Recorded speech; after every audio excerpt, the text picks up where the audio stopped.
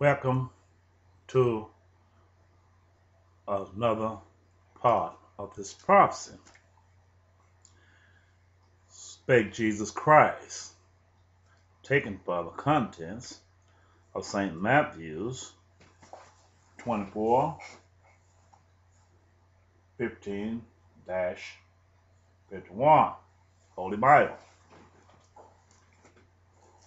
But I'm not going that far, so I'm just starting at 15 since I came to part of this here.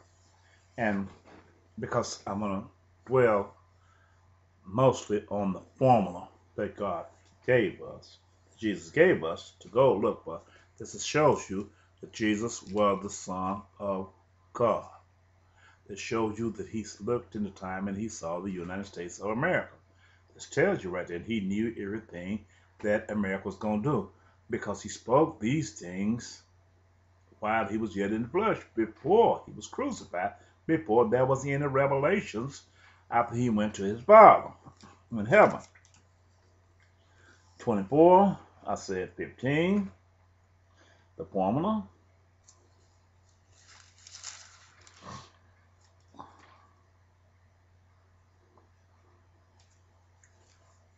When you therefore shall see the abomination of desolation spoken of by Daniel the prophet, stand in the holy places, whoso read it, let him understand. Then let them which be in Judea flee into the mountain. Let him which is on the housetop not come down to take anything out of his house, neither let him which is in the field return back to take his clothes. Woe unto them that are with child, and to them that give suck in those days. I'm going to stop right there. This is the war of Afghanistan and Iraq. Today the sun is shining, but tomorrow it'll be total darkness. When he said the sun will not yield its light, the moon and the sun and the stars would be shaken, the heavens would be shaken. He's letting you know the things we used as common wisdom that it takes to sustain man, the things that count food, water, and peace and happiness, all of this would be taken away and there would be total chaos and sorrow on the face of the earth. But we go today as if nothing is happening. This reason God sent me here to prepare the way, to get you ready for what's at hand, that you may call on God while he is near. Because these doors would be closed, even though they're open as I speak right now.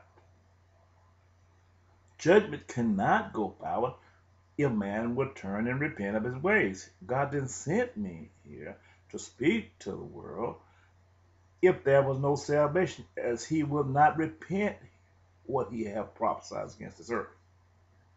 God really do love this earth. He will love this world. But the deceiver who have lived lavishly on the earth, and he proclaimed that God was not God. He lied and said all of these things. He believed in a mythology and stuff, that he's stargazing and all this. He's the one having deceived people. He's the one sitting up there saying it's water on the moon. What do you look for water on the moon for when God placed a habitat here on earth and told you to take and till the soil? If you done polluted all these streams, what are you concerned about water on the moon? This is what it is.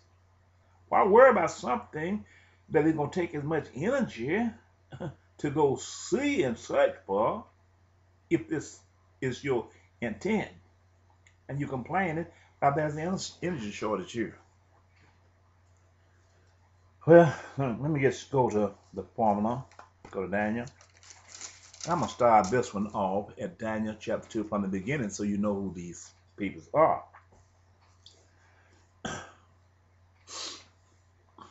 Chapter 2 of Daniel. And in the second year of the reign of Nebuchadnezzar, Nebuchadnezzar dreamed a dream wherewith his spirit was troubled, and his sleep brake from him.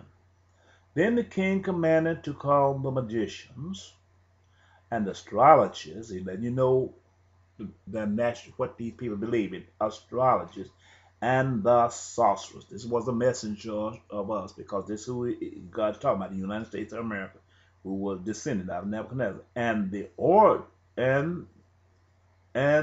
the Chaldees, sorcerers and the Chaldees, the spies, for to show the king the dream.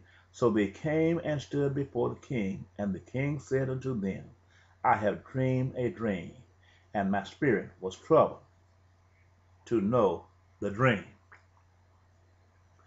Verse 4, Then spake the Chaldees to the king of Cyrus, that's Yriac, O king, live forever. Tell our servant the dream, and we will show the interpretation. The king answered and said to the Chaldees, the things is gone from me. If ye will not make known unto me the dream, with the interpretation thereof, ye shall be cut in pieces, and your houses shall be made dunghill. But if you show the dream and the interpretation thereof, ye shall receive of me gifts and rewards and great honor. Therefore show me the dream and the interpretation thereof. Then answered again and said, Let the king tell his servant the dream, and we will show the interpretation of it. The king answered and said, I know of a certainty that ye would gain the time, because you see the thing is gone from me. But if you will not make known unto me the dream, there is but one decree for you have prepared lying and corrupt words to speak before me till the time be changed. Therefore tell me the dream, and I shall know that you can show me the interpretation thereof. The Chaldees answered before the king and said, There is not a man upon the earth that can show the king's matter. Therefore there is no king, lord, nor ruler that acteth such thing at any magician or astrologer or Chaldees. He let them know that it was powerless when it comes down to this part. And it is a rare thing that the king requires, and there is none other that can show it before the king except the God whose dwellings is not with flesh. For this cause the king was angry and very furious, and commanded to destroy the wise men of Babylon. And the decree went forth that the wise men should be slain, and they sought Daniel and his fellows to be slain.